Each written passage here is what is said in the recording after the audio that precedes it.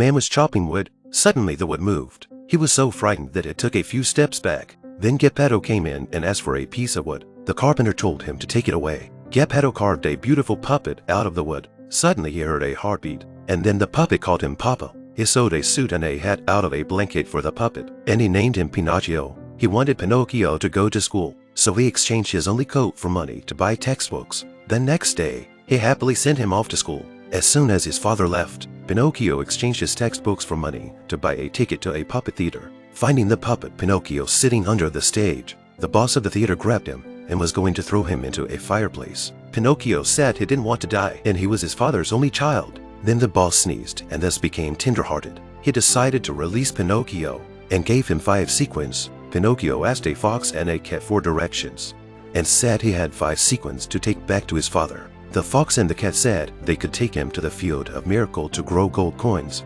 turning 5 sequins into thousands of sequins. But because of their friendship, they may go to a restaurant for a meal first, and tomorrow morning they would go to the field of miracle together to plant gold coins. When Pinocchio woke up the next day, the fox and the cat had already slipped away. Pinocchio had to pay for the meal. On the way, Pinocchio met the murderers. He was hung from a tree. A mouse came and saved him and took him to a fairy, but Pinocchio kept lying, and his nose grew longer and longer. The fairy sent a flock of birds to pack his nose to its original length and persuaded him to go home. When he got home, his father wasn't there. Pinocchio tried to cross the sea to look for his father, but he was swept to the shore. When he was about to die, a mysterious person saved him and brought him to the fairy. The fairy had grown up. Pinocchio said he also wanted to grow up and become a real person. The fairy said, "You deserve it if you behave well. Go to school and study hard." Pinocchio saw an old man driving a cart with a lot of children. One kid named Lucignolo said they were going to the land of toys, where they don't need to study.